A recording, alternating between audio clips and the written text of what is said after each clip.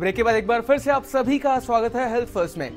दर्शकों, आज हम डिप्रेशन पर चर्चा कर रहे हैं, यानी कि अवसाद। और इस पर चर्चा करने के लिए हमारे साथ हमारे स्टूडियो में मौजूद हैं डॉक्टर शिव गौतम।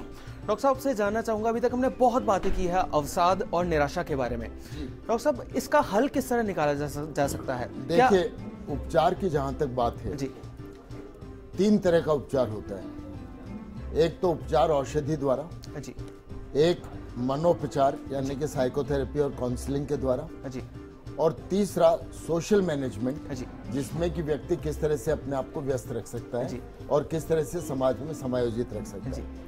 और तीनों ही लेवल का उपचार जी एक डिप्रेशन के पेशेंट के लिए बहुत आवश्यक है जी। हमारे जितने भी रोगी हैं उनमें हम पहले सेलेक्ट करते हैं कि क्या ये रोगी खाली काउंसलिंग से या समझाइश से ठीक हो जाएगा। इसको हम माइनर डिप्रेशन बोलते हैं। इसकी रेटिंग स्केल होती है, उसके आधार पर तय करते हैं जी। ऐसे रोगी जो कि सिर्फ काउंसलिंग से ठीक होने की संभावना नहीं है जी, उनको हम वो दवाएं देते हैं जो कि इस दिमाग में जो न्यूरोट्रांसमीटर रसायन होते हैं जिनकी कमी हो जाने से डिप्रेशन हो जाता है, उनकी पूर्ति हम दवाई देकर करते हैं जी, जो सामान्यतः 6 महीने से साल भर का ट्रीटमेंट चलता है जी डॉक्टर साहब। और तीसरा जो है जी, वो है साइकोसोशल रिहेबिलिटेशन। तो व्यक्ति को व्यस्त रहना चाहिए, मस्त रहना चाहिए, हंसी खुशी का वातावरण रहना चाहिए, मित्रों के साथ शेयर करना चाहिए। योग, मेडिटेशन, ये सारी चीजें इसमें सहायक हो सकती हैं जी। कुल मिला के आपको अपने मन को संतुलित रखना है जी। डॉक्टर साहब, अभी के लिए एक दर्शक हमारे साथ जुड़े हैं, अलवर से मदन लाल जी हैं। मदन लाल जी, आपका बहुत बहुत स्वागत है, अपना सवाल कीजिए। हाँ जी, बोलिए मदन लाल जी। मेरा बच्चा एक्सपायर हो गया था एक्सीडेंट में। आपका बच्चा एक्सीडेंट से एक्सपायर हो गया था। वो एक्सीडेंट में एक्सपायर हो गया था। क्या उम्र थी बच्चे की? बच्चे की उम्र 22 साल थी। 22 साल थी। आपकी आयु क्या है? तो ये जो वाइफ है ये बाद में देखिए, ये तो एक हादसा है जो आपके साथ हुआ है, बहुत से और लोगों के साथ भी हो जाता है। और जीवन के जितने भी हादसे हैं, जैसे अपने घाव हो जाता है शरीर में, उसी तरह से साइकोलॉजिकली ये जो जीवन के हादसे हैं वो हमें घाव दे जाते हैं और इस घाव को भरने में समय लगता है। सामान्यतया इस तरह के हादसे से गुजरने में आदमी को 6 महीने से साल भर का वक्त लग जाता है। अगर 6 महीने से साल भर का वक्त निकल गया और उसके बाद भी अगर डिप्रेशन इतना ज़्यादा है कि आपके दैनिक जीवन को बाधित कर रहा है, तो मैं समझता हूँ कि आपको उपचार की आवश्यकता है।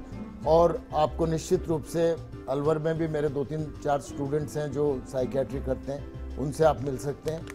आपको जयपुर कभी आना हो तो आप हमसे संपर्क कर सकते हैं। और अगर आप समझते हैं कि आप अपने आप को, जो मैंने नुस्खे बताए, कि आप अपने समाज में मित्रों के साथ, परिवार के साथ उसको भूलकर और अच्छी तरह से जीने की कोशिश करें, उससे अगर आपका काम चल जाता है और भी अच्छी बात है। एक बात मैं आपको बता दूं कि ईश्वर हर व्यक्ति को आयु दे के भेजता है। कोई 8 साल जीता है, कोई 12 साल जीता है, कोई 100 साल जीता है, कोई 70 साल जीता है, कोई 22 साल जीता है। तो ईश्वर ने जितनी आयु उसको दी थी उतनी भोग के वो चला गया दुनिया से।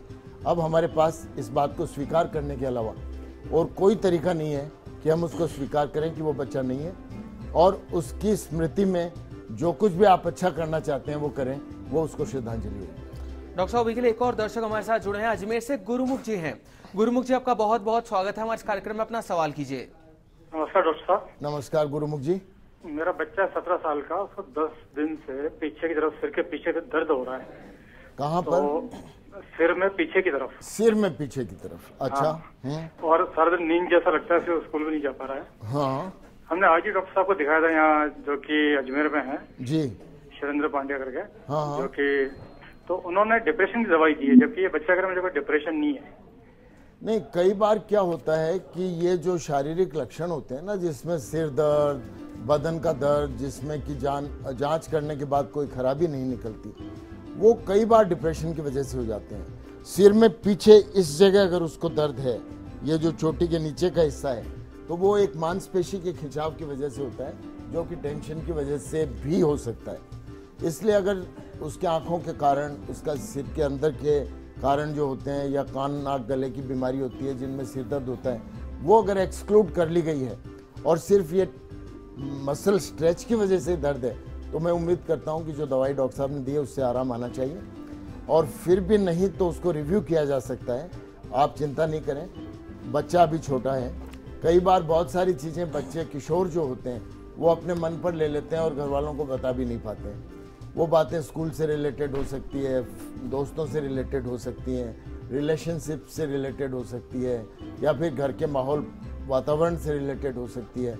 अगर इस किसी भी एरिया में उसको परेशानी हो तो उसका समझा जाना चाहिए और उसका समाधान किया जाना चाहिए। डॉक्टर साहब आपसे जानना चाहूंगा बिल्कुल शॉर्ट में जी, कुछ ही शब्दों में, जितने भी जो लोग अभी हमसे जुड़े हैं उनके लिए, कि डिप्रेशन को किस तरह खत्म किया जा सकता है, कैसे दूर रहा जा सकता है इससे? देखिए, डिप्रेशन पहली बात एक जीवन शैली की बीमारी है। तो अपने जीवन शैली को आप अच्छी तरह से रखेंगे, स्वस्थ जीवनचर्या जिएंगे, तो आपको डिप्रेशन होने की संभावना कम रहती है। अगर कोई हादसा होता है, अगर कोई ऐसी घटना होती है जिससे कि आपको बहुत ज़्यादा सदमा लगता है, या मन में किसी तकलीफ को लेकर आप जी रहे हैं, तो आप उसको शेयर करें, कहें। बांटने से दर्द आधा बढ़ जाता है, लेकिन ध्यान रखिए आप बात सुपात्र से करें। किसी कुपात्र से आपने बात कर ली तो आपके दर्द को बढ़ा भी सकता है। तो दर्शकों, डिप्रेशन आपके चाहने वालों के लिए भी उतना ही खतरनाक हो सकता है जितना वो आपके लिए है, तो इससे बचें। आशा करते हैं कि हमारा शो आपको बहुत पसंद आया होगा। डॉक्टर साहब, आपका बहुत बहुत शुक्रिया हमारे शो में आने के लिए, हमारे जितने भी जो दर्शक हैं उन्हें डिप्रेशन से जुड़ी हुई इतनी महत्वपूर्ण जानकारी देने के लिए। Thank you.